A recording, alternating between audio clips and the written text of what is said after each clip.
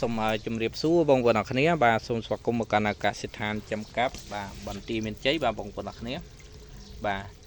ហើយនេះគឺកូនកាបបាទដែលយើងបានរៀបចំឲ្យស្មើគ្នាបាទចំនួនបាទ2000ក្បាលបាទអានឹងសម្រាប់មួយក៏កំងរួចហើយបាទអញ្ចឹងយើង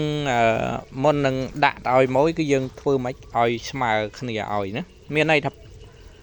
វាស្រៀកគ្នាតិចតួចក៏ប៉ុន្តែដោយថាប៉ិនចោលដៃគឺចោលដៃបាទប៉ិនមេដៃគឺប៉ិនមេដៃបាទប៉ិនមេជើងគឺវាប៉ិនមេជើងបាទហ្នឹងហើយអញ្ចឹងដោយថា1000ក្បាលគឺយើងរៀបឲ្យរាងស្មើគ្នាបាទកុំឲ្យគាត់យកទៅចិញ្ចឹមវាពិបាកចិញ្ចឹមណាខ្ញុំបរិបានមកដល់ទៅនឹងហើយបាទហ្នឹងហើយបន្តិចទៀតខ្ញុំបរិមកដល់ខាងនេះបាទអញ្ចឹងមកតង់មានចំនួន2000ក្បាលបាទ2តង់4000ក្បាលណាបាទខាងនេះកូនក្អុកបាទខាងនេះក៏កូនក្អុកបាទហើយខាងនេះបាទខាងនេះ2000ក្បាលដែរបាទនៅខាងនោះមកតង់ពេញណាបាទ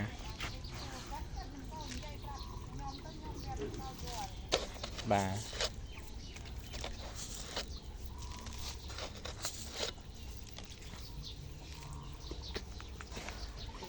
ហ្នឹងហើយបងប្អូនអរគ្នា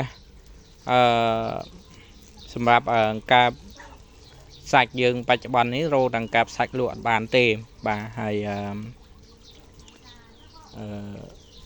ទីផ្សារនិយាយពីបញ្ហាទីផ្សារបាទទីផ្សារគឺអត់មានដោយទីផ្សារណាបាទវាអត់មានកាបសាច់លក់បាទមិនមែនអត់ទីផ្សារទេណាបាទហ្នឹងហើយខ្ញុំរោទាំងកាបសាច់លក់មិនបានបាទបើកដាចូលឆ្នាំហ្នឹងផងបាទហ្នឹងហើយមាន10តោនអស់10តោនមួយថ្ងៃលើហើយបាទហ្នឹងហើយ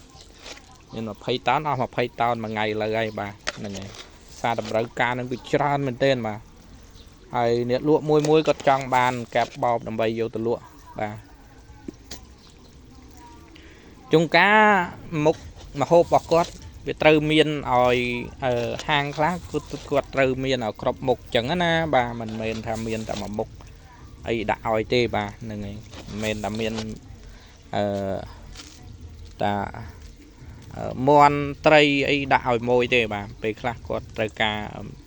ឲ្យគ្រប់មុខបាទដើម្បីតាក់ទាញមួយបាទតាក់ទាញអតិថិជនបាទមកទិញកន្លែងគាត់ឲ្យច្រើនបាទហ្នឹងហើយចឹងបងប្អូនអរគ្នាអាចទិញបាទយកកូនយកទៅចិញ្ចឹមបានបើសិនបងប្អូនអរគ្នាត្រូវការកូនបាទហ្នឹងហើយហើយខ្ញុំនឹងដាក់ដល់វាស្រែហើយខ្ញុំនឹងដាក់បែបធម្មជាតិណាបាទហ្នឹងហើយខាងនេះមួយហើយបាទនៅខាងនោះទៀតបាទបងប្អូនអរគ្នាបាទច្រើនណាស់បាទហ្នឹងហើយខ្ញុំធ្វើខ្នាតធំបងប្អូនអរគ្នាបាទមិនមែនធ្វើខ្នាតតូចទេបាទហ្នឹងហើយ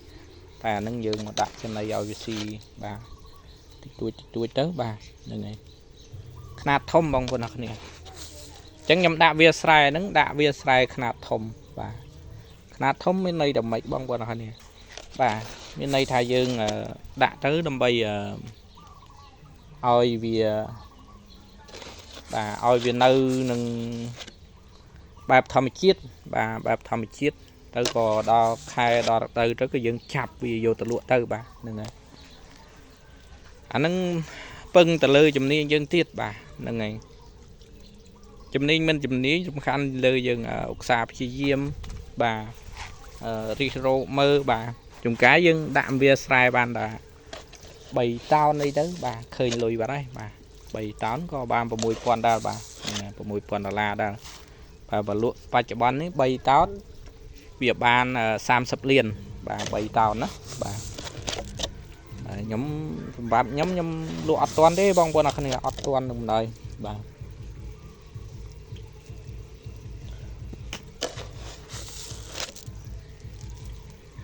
មូលហេតុអ្វីបើមកអត់ទាន់បាទហ្នឹងហើយអត់ទាន់គឺដោយសារតែបាទដោយបងប្អូនបានមើលឃើញស្រាប់ហើយថាក្នុងរដូវកាលហ្នឹងគឺបាទមួយតាក់ទងមួយច្រើនហើយក៏ mình miên xâm bay ta cạp sạch lụa ỏi nữa hay rạp bong bôn đây chăm côn có tiện tô mố cho ban côn này bong bôn này và côn đời xa đây nhóm mà lụa tranh cho côn muốn bà mết phép nhóm cái ban kẹp sạch lụa chia cả lô quay tranh chia cả lô ban bà đào ấy bà mà toán cái ban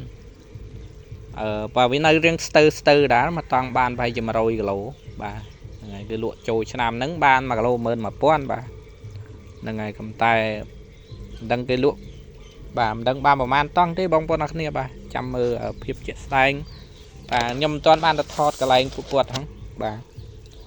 của quật phư thông à bà thông và hạ hà thông chừng nhom tiết bà là ngày